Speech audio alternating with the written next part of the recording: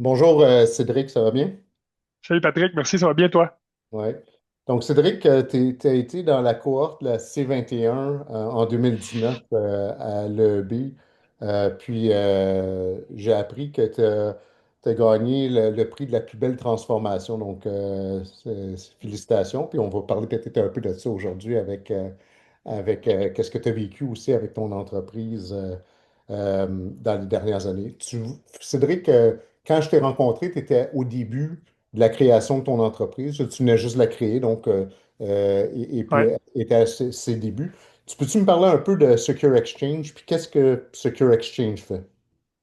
Ouais, ben dans le fond, Secure Exchange, on est une entreprise technologique, là, donc communément appelée une entreprise SaaS, Software as a Service. On a 4 brevets nord-américains, puis on est, entre autres, la seule entreprise là, à vraiment protéger vos documents lorsque vous faites de la signature électronique. Donc, on est vraiment dans la protection des échanges de données numériques, là. On fait ce qu'on appelle du chiffrement de bout en bout, là, c'est-à-dire que lorsqu'on échange l'information par courriel ou qu'on échange des documents assignés, ben nous, en tant que fournisseur de services, on n'a jamais accès au contenu de tout ce que vous échangez, là. Mhm. Donc, c'est sûr on aide les entreprises, là, autant les petites entreprises, les PME, avec quelques employés, que des très grosses multinationales, là. Donc, tu étais précurseur, tu as commencé ça un peu avant 2019, parce que quand je t'ai rencontré, ton entreprise était déjà en cours. Ouais. Puis aujourd'hui, avec l'Internet, puis les échanges de données, c'est très important. Donc, félicitations pour ta vision, puis ton développement de ce côté-là. Quel type d'entreprise, combien de clients, combien de clients tu desserres, puis quel type d'entreprise est-ce que tu desserres, Cédric? Ben, tu vois, comme je disais tantôt, là, on dessert autant des PME que des très grosses entreprises. Donc, actuellement, on a plus ou moins là, 1200 clients là, dans 5 pays. Ça va de ministères à des compagnies comme GardaWorld ou des entités réglementaires, des ordres professionnels. Donc, tu sais, on est beaucoup dans le légal, dans le financier, dans les ressources humaines. On a beaucoup de témoignages aussi de clients satisfaits là, sur YouTube. Là, je pense par exemple à des cabinets de comptables comme HNA, des cabinets de ressources humaines, Alliance Ressources humaines, l'Association professionnelle des notariales du Québec. Donc, tu sais, on a vraiment là, un spectre assez large de clientèle, là. Donc, tous les clients qui valorisent la sécurité de leurs documents, qui ont besoin de faire des signatures électroniques. Tu as commencé les signatures électroniques dernièrement. Donc, faire les signatures électroniques, c'est les types de clients qui utiliseraient tes services, autant Ouais. petits que. Donc, toute entreprise là, qui a besoin de transférer des données, là, au lieu d'utiliser des plateformes comme WeTransfer ou des choses comme ça, ben, ils peuvent directement le faire à partir d'un courriel. C'est totalement chiffré. Ils peuvent envoyer jusqu'à 2,5 gigs, par exemple, dans un email. Donc, on vient vraiment remplacer des technologies moins sécuritaires, je dirais, puis à des prix vraiment très abordables. On sait là, que tu sais, l'argent, c'est le nerf de la guerre. Là, donc, on se démarque, entre autres, là, par nos coûts et le produit est de très haute qualité, là. Donc, tu enlèves la friction dans l'échange de données, tu le fais à meilleur coût, et puis tu le rends plus sécuritaire. Exact. C'est l'objectif. Bon. Donc, Cédric, quand on s'est rencontrés en 2019, tu étais au début de l'entreprise et tout. Quand tu as fini le B, on s'est recroisés. Puis qu'est-ce qui t'a convaincu ou qu'est-ce qui t'a amené à dire, mais tu sais, c'est le temps d'embarquer sur une méthode de travail. Donc, dans EOS, qu'est-ce qu'on dit? C'est que EOS en anglais, c'est Entrepreneurial Operating System, donc système de gestion pour les entrepreneurs. Donc, et puis, c'est ça, on aide les entrepreneurs à mettre des structures, des systèmes pour les aider à mieux gérer leur entreprise. Donc, pourquoi tu as décidé c'était le temps de commencer à envisager ça pour ton entreprise? Ben, tu sais, déjà, je sais pas si tu te souviens, Patrick, là, mais nous autres, on s'est rencontrés vraiment au début de l'école d'entrepreneurship. Tu étais un des premiers coachs, d'ailleurs, que j'ai rencontré. On avait quand même bien connecté, puis on avait, tu m'avais échangé ton numéro de mobile et tout. Puis à un moment donné, j'ai repris contact avec toi. Tu m'as parlé de Traction. Euh, Puis j'ai lu le livre, je trouvais ça vraiment intéressant. J'avais on avait déjà une bonne traction, mais il manquait quelque chose. Tu sais. Quand je suis sorti de l'école, on a eu une gamme d'outils complets. Je suis allé à l'école, tu l'as dit tantôt, le prix de la plus belle transformation. Tu sais, je suis vraiment allé là avec la plus grande ouverture d'esprit pour apprendre de mes pairs, pour apprendre des meilleurs. Mais c'est comme un buffet, hein, puis on le dit souvent même à l'école, là, c'est un buffet, puis tu prends ce que tu veux, mais à un moment donné, il y a tellement d'ingrédients que tu sais plus par où commencer, tu sais plus comment te structurer pour aller plus loin, puis avancer plus vite, puis atteindre des nouveaux paliers, tu sais. Mhm. Puis là, ben, on va sûrement en parler tantôt de toutes les méthodologies autour de ça, mais, mais ça me prenait quelque chose pour m'aider à me structurer, puis même en ayant les livres, c'est super le livre, ça donne une bonne vision, mais il n'y a rien de mieux que d'être accompagné euh, pour le mettre en place, puis ça fait vraiment toute une différence, là. Tu parlais de l'école. L'école t'a aidé à quel niveau? Ben, c'est tous les outils, toutes les notions qu'on apprend, tous les échanges avec les pairs. Tu sais, j'ai appris plein de choses à l'école, mais après ça, comment le mettre en application dans le concret? Comment l'opérationnaliser? C'est Mhm. ça qui est le défi après, là. Tu sais, Mhm. puis on l'apprend souvent durant nos sessions dans le programme Élite. C'est vraiment bon, on peut pas tout appliquer tout de suite parce que c'est beaucoup de notions à apprendre en même temps. Puis on se le fait dire, bon, mais vous allez voir qu'à un moment donné, oh, vous allez ressortir quelque chose d'une notion que vous avez appris. Mais à un moment donné, tu sais, dans mon secteur d'activité, moi, il faut que ça avance super vite. Fait qu'à un moment donné, j'ai besoin que ça avance vite. Puis Mhm. là, c'est beau, j'ai des outils, mais je prends quoi, quand, où, comment, à quel moment. C'est là que Mhm. je trouve que tu sais, si j'avais un peu à comparer là, tu sais, un système d'engrenage, c'est comme si iOS était un peu l'huile sur les gears pour faire en sorte que le roulement élimine un peu plus la friction, là. Je sais pas si Mhm. l'analogie te parle un peu, là, mais Ouais, l'analogie est bonne. Puis souvent, qu'est-ce que je dis, c'est EOS, ils ont peut-être rajouté des nouveaux ingrédients, mais EOS, c'est une amalgame d'ingrédients ou de concepts d'affaires qui existent.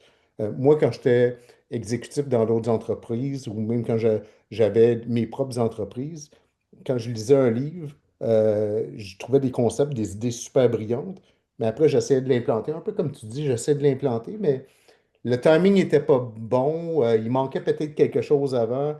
Il y avait un séquençage qu'il fallait faire. Puis, qu'est-ce que je trouve que OS a fait, c'est qu'ils ont pris des ingrédients, des concepts d'affaires qui sont démontrés, qui sont prouvés, et puis ils ont séquencé et dosé pour aider les entrepreneurs à utiliser puis à mettre en place ces outils-là et tout. Donc après, c'est facile dit, comme tu dis, c'est tu lis le livre, tu dis ah, c'est logique, mais après, c'est des mettre en place et tout. Un implémenteur comme moi aide les entreprises à bien l'implanter puis aussi à challenger les entreprises, à vraiment aller au fond des choses de ce côté-là.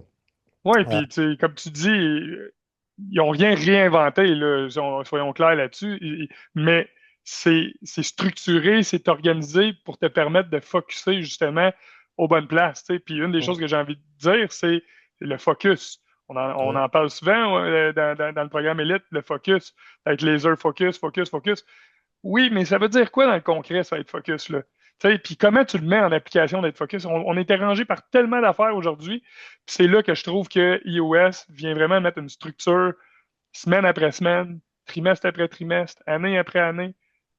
Fait que ton plan triennal, annuel, trimestriel, on va en parler tantôt, je suis certain, là, mais j'ai plein de petits exemples comme ça là, qui, au Mhm, je suis quotidien ou d'accord. toutes les semaines, nous aident grandement à avancer.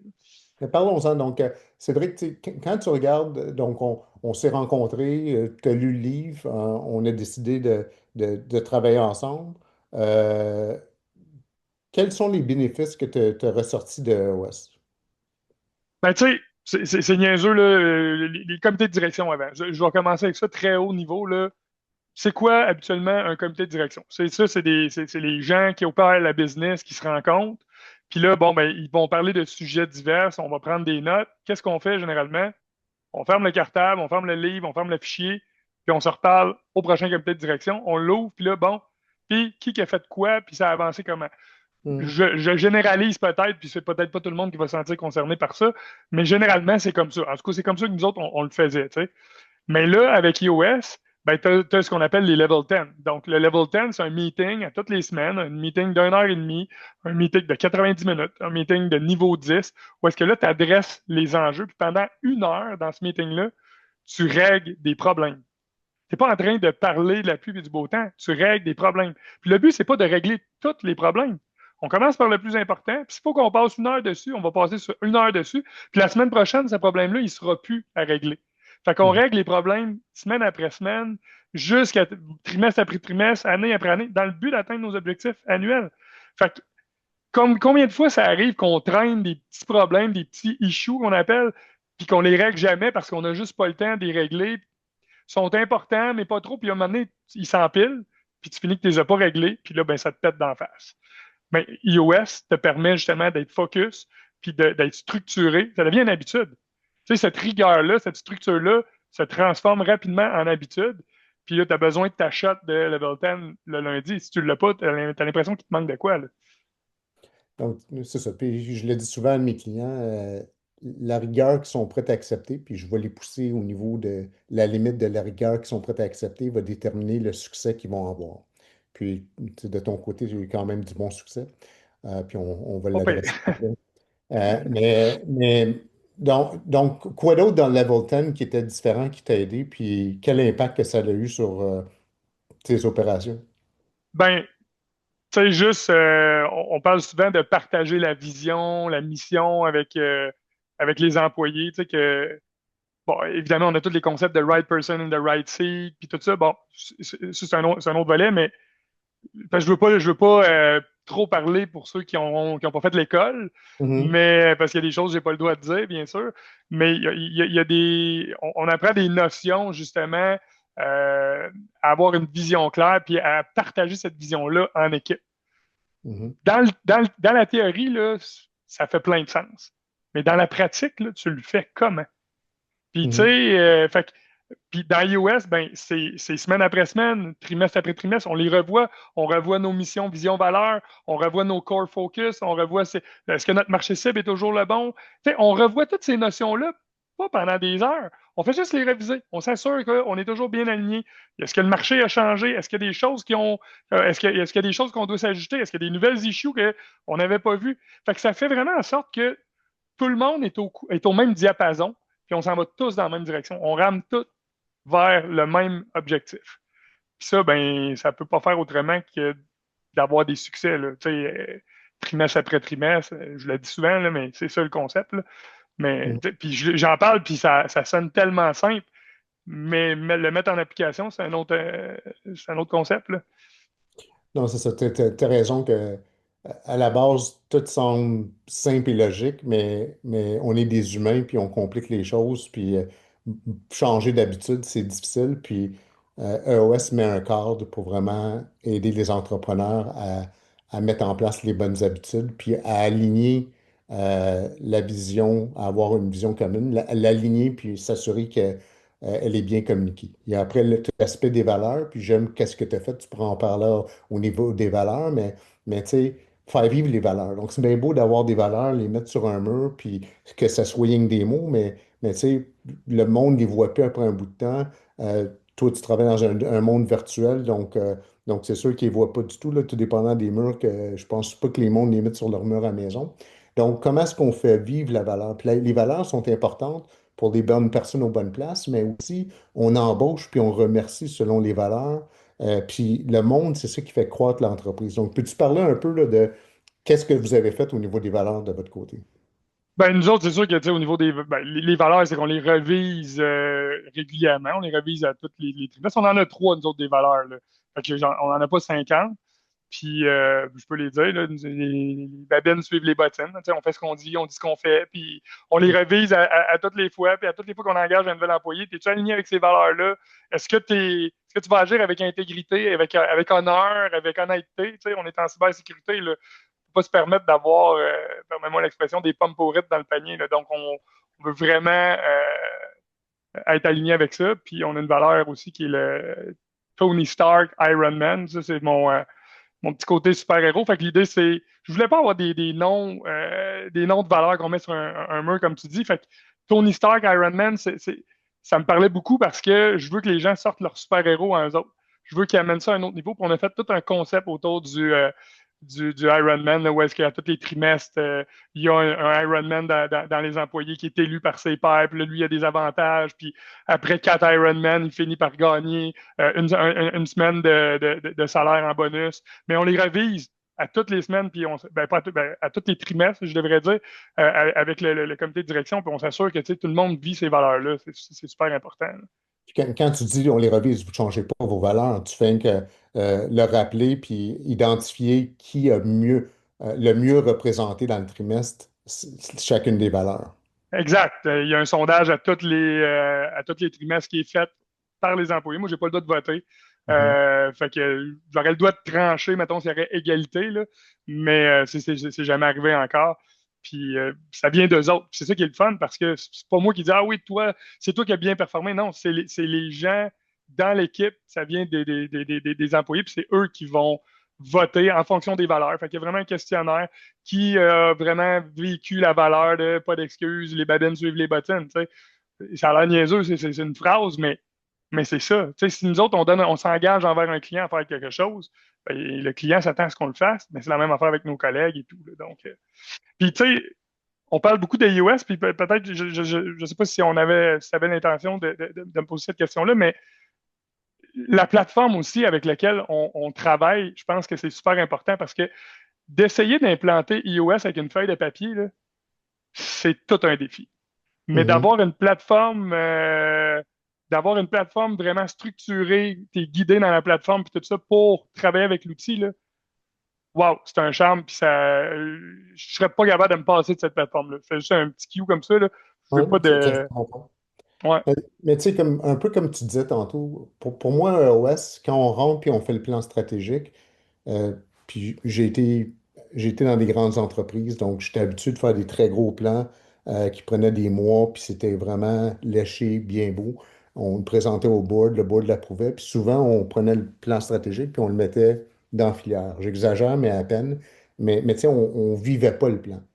Donc, dans iOS, comme tu mentionnais tantôt, on fait un plan, on cible les 20% des efforts qui génèrent 80% des activités. Puis ça, c'est le plan de base. Puis après, un peu comme tu disais, on l'opérationnalise, puis on l'améliore, puis on le renforce. Donc, le plan avec iOS devient vivant, puis on en parle à toutes les semaines, à tous les trimestres, à tous les annuels, puis il grandit avec nous, puis il évolue avec nous. Au lieu de faire un start-stop à chaque fois. C'est vraiment quelque chose qui évolue dans le temps. Puis pour moi, ça, c'est une des grosses de OS. Puis tu as raison que pour faire ça, pour faire vivre ce plan-là, le faire sur du papier ou même sur le faire sur du Word, ça serait difficile.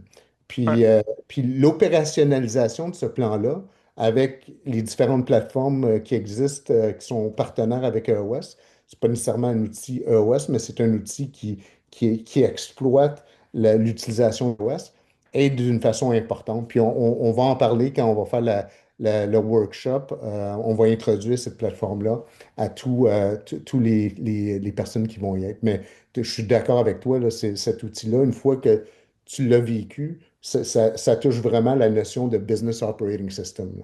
Absolument, parce que tu sais, faut se rappeler que dans iOS, les meetings sont chronométrés. Ça, c'est une autre Mhm, affaire qui est super importante. Tu sais, le meeting, je parlais du level 10 de 90 minutes. C'est pas mhm, 90 minutes à parler de n'importe quoi, là. C'est chronométré, puis avec la plateforme, c'est bon, tu as 5 minutes pour ça, tu as 5 minutes pour revoir ça, tu as 5 minutes, puis là, tu tombes dans le rouge quand ça déborde, tu revises tes KPI. On en parle souvent, les KPI, là, mais qui les suit vraiment? C'est beau, on a mhm. des beaux dashboards, tout ça. J'en ai plein, des dashboards, là, du BI, des Power BI, toutes sortes d'affaires, mais tu les ramènes dans 90 puis tu suis les KPI importants dans le but d'atteindre tes objectifs. Fait que ton plan que tu mettais dans ta filière, tu le prends, tu le découpes en roches, puis une fois que tu as pris ces roches-là, ben good, j'ai mes objectifs annuels, j'ai mes roches de trimestre pour atteindre mon objectif qui est dans mon plan. Puis là, semaine après semaine, je le suis. Les rushs étant des objectifs trimestriels pour Ouais. les personnes qui ne sont pas habituées aux acronymes. Mais absolument, tu sais, je suis d'accord avec toi. Cédric, tu sais, tu parlais d'efficacité de temps et tout. As-tu une notion brûle pour point, là, si je te demandais comment, comment plus efficace que tu es avec EOS que tu l'étais avant? Est-ce que as une idée là, que tu pourrais dire, mais tu sais, ça m'a aidé, Ouais. ça t'aide-tu à en faire plus, ça t'aide-tu à en faire moins? Est-ce que tu as plus de meetings qu'avant, tu as moins de meetings d'avant? Si tu avais à mettre un chiffre sur l'efficacité d'usage de temps, ça serait quoi? Ou comment tu verbaliserais le bénéfice? Ben, écoute, je mettrais que très simple. Là. Je peux te dire que, mettons, là, l'année n'est pas finie encore. Nous autres, on est au 31 mai, là, puis parti comme c'est là, on s'est en ligne pour un 340 d'augmentation du chiffre d'affaires depuis, mettons, 2 ans. Donc, tu sais, si je regarde depuis qu'on a débuté avec iOS, ben, Mhm, 340 d'augmentation, dans le fond, en termes de chiffre d'affaires. Donc, pourquoi on arrive à faire ça? Ben, justement, parce que on arrive à suivre le plan. Tu sais, mhm, c'est pas juste do the plan, c'est do the plan, follow the plan. Tu sais, si tu ne suis mhm, pas le plan, c'est beau un papier, mais bon. Fait que le fait de faire ça, ben, premièrement, ça répartit la charge aussi. Tu sais, envers tout le monde est imputable des tâches qu'ils vont faire, puis ils connaissent vraiment où est-ce qu'on s'en va, puis on a des attentes. Fait que là, au début de la semaine, OK, qui s'occupe de ça? Voici l'enjeu. Parfait, je m'en occupe. Il y a des to-do qui se découlent de ça. Puis la semaine d'après, si tu réglé, non, c'est pas réglé. OK, qu'est-ce qui s'est passé? Comment on peut t'aider? Puis on les débloque, les points. Fait on avance, puis on passe des milestones semaine après semaine. Puis c'est surprenant de voir à quel point on se rend pas compte qu'on abat de la job. Tu sais. Quand mhm. tu reçois les recaps des meetings à la fin d'une année, quand tu closes tout, puis tu regardes, tu es comme, OK, ouais, finalement, on a fait de la job, là. Tu sais, t'as pas cette impression-là, ça devient naturel. Oui, donc l'invisible devient visible dans le travail que vous faites parce que vous le documentez. Donc, ça, c'est Ouais, un des bénéfices de OS puis la plateforme qui gère OS. Donc vous voyez vraiment toutes les actions que vous avez prises. Puis, qu'est-ce que tu dis, c'est EOS t'a rendu beaucoup plus efficace dans ton temps, beaucoup plus productif. Puis ça t'a aidé à aller chercher 340% d'augmentation sur 2 ans environ ouais. de revenus, en revenus. Donc, tu as augmenté tes revenus de 340%. Euh, donc, c'est assez important. C'est une belle croissance. Pas si pire quand même. Mhm. Bon, évidemment, j'étais un éternel insatisfait, fait que je vise toujours plus haut, mais bon, ça, c'est un combat personnel que US peut pas régler. Non, mais tu sais, on en a parlé une couple de fois. Tu sais, qu'est-ce que je dis tout le temps aux personnes qui embarquent? Puis mon rôle, moi, c'est de pousser la rigueur, mais puis je peux pas pousser plus je vais tout le temps pousser un petit peu plus que qu'est-ce que les personnes sont prêtes à faire pour tu sais, on s'améliore. Mais la rigueur que les clients sont prêts à se donner va déterminer le succès qu'ils vont aller chercher. C'est vraiment ça. Tu sais, EOS ne va pas faire la job pour eux autres. OS, c'est un cadre, puis un peu, tu pourras en parler après, est un cadre pour vraiment aider à mieux gérer, mieux clarifier, mieux enligner l'ensemble de l'équipe avec des différents outils et tout, mieux aider à régler des enjeux puis des opportunités que tu as parlé tantôt pour vraiment les prioriser puis bien les régler. Mais après, euh, les personnes qui vont faire la job, c'est l'équipe de direction. Et puis, ça va dépendre de la rigueur qu'ils sont prêts à se donner pour suivre le processus, adapter les outils. Puis, selon ça, c'est ça qui va déterminer leur niveau de succès. Ouais, puis ça devient difficile de pas avoir de rigueur quand les points sont adressés semaine après semaine. Tu sais, je veux Mhm, dire, il y a un suivi qui est fait en permanence sur les enjeux, puis quand je dis en permanence, on parle de semaine après semaine. On n'est pas là dans le micro non plus, là. Mais tu sais, quelqu'un qui s'engage à faire une tâche ou un enjeu qui va régler des problématiques, on se rappelle que les enjeux sont pour atteindre les objectifs de trimestre, là. Donc, les efforts qu'on met pour atteindre le plan, les objectifs du plan. C'est facile là, de voir un écureuil passer, puis de, oups, hein, là, qu'est-ce qui se passe? Tu sais, puis là, on change le focus de place. Fait que ça nous ramène à toujours être focus vers l'atteinte des objectifs. Puis je pense que si j'avais une chose à dire ou un mot à dire, ce serait le mot focus. mhm. C'est la seule et unique façon qu'on peut croître, je pense. Donc, toi, pour toi, EOS, en un mot, ça t'a aidé à avoir beaucoup plus de focus, puis d'éliminer ou d'archiver les distractions qui sont peut-être des opportunités, mais de dire, on en parle plus tard, puis on va le régler par la suite. Ah, puis c'est arrivé plusieurs fois, même dans des meetings. Ça m'arrive encore, là, je veux dire, tu sais, le fait que tu nous accompagnes encore aujourd'hui, ça arrive, je me souviens, c'est arrivé même dernièrement parce qu'on se voit sur une base quand même régulière. Puis bon, OK, j'avais une opportunité, puis là, OK, ouais, mais c'est-tu ça, la rage de trimestre? C'est-tu le focus? C'est-tu là qu'on s'en va? Ouais, non, Mhm. finalement, c'est peut-être une distraction. Puis ça sert à ça, justement, d'éviter de se... Parce que quand on est partout, ben, on est nulle part. Fait que si tu es focus, puis je pense que de le faire en étant accompagné, ça l'amène des fois. C'est facile, hein, quand on est tout le monde ensemble. Mettons qu'il n'y a pas de personnes externes là, comme toi, de perdre de focus quand même, puis tu sais, de s'égarer, puis tout ça. Mais quand tu nous accompagnes encore dans nos trimestriels et tout, de nous ramener des fois à dire, OK, là, gang, on s'égare un peu, là, on va finaliser ce point-là, puis ça a une valeur, là, tu sais, ça a une grande valeur là, pour continuer à atteindre les objectifs, là. Donc, Cédric, ma question NPS, Net Promoter Score. Donc, est-ce que tu référais un OS à quelqu'un d'autre et pourquoi? Tu sais, c'est quoi, c'est pourquoi que quelqu'un, tes collègues à l'EEB devraient considérer un OS, puis peut-être en parler un peu là, sur l'impact que ça a eu sur toi.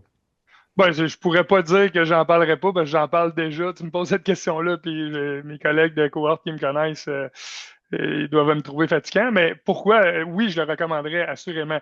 Mais tu as dit un point important, c'est comme dans toute chose, si t'es pas prête à t'impliquer, si t'es pas prête à l'opérationnaliser ou à le mettre en application, ça donne absolument rien que tu le fasses, tu vas perdre ton temps.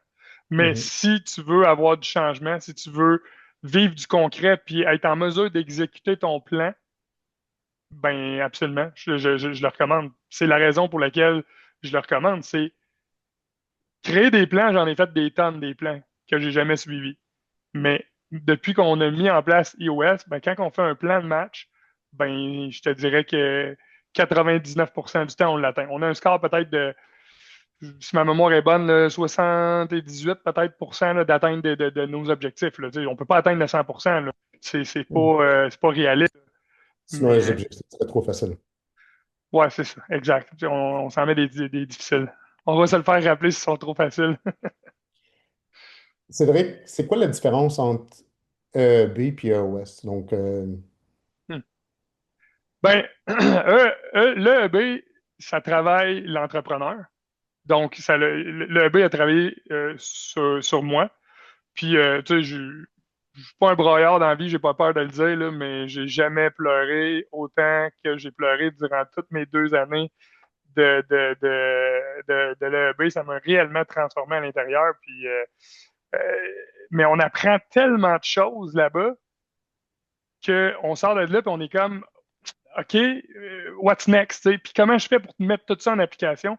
Puis ben, quand j'ai fini par lire le livre, puis on s'est reparlé après ça, là, on s'est rencontrés à Griffintown au Zibo, si je ne me trompe pas. Puis je sais pas si tu te souviens, au début même, tu me disais ouais, je suis pas sûr que vous êtes assez gros pour mettre en place iOS. T'sais. Puis ouais, mais on va l'essayer pareil. Puis au final, je pense que ça a été excellent. Fait que la différence entre le EB puis l'EOS, c'est que l'EB, tu apprends plein de choses, puis EOS, tu apprends comment l'appliquer. Moi, c'est comme ça que je l'ai vécu, en tout cas. ouais, donc, c'est ça. Moi, je dirais que le B, puis c'est un peu en utilisant tes mots, le B travaille l'entrepreneur, puis le leader, puis le fondateur. Puis EOS aide à travailler l'entreprise, puis aide l'équipe de direction à travailler sur l'entreprise, puis mieux l'opérationnaliser. Donc, puis je pense que les deux sont très complémentaires, puis c'est un peu pour ça qu'on est en train de mettre ça avec le but de travailler ensemble pour aider les entrepreneurs à mieux opérationnaliser leur business avec leur équipe de direction. Ouais, puis je pense que ça va aider beaucoup de gens. Moi, j'encourage tous mes collègues de l'EB ou ben, mes collègues, là, tous les étudiants là, de l'EB, au minimum lire le livre Traction.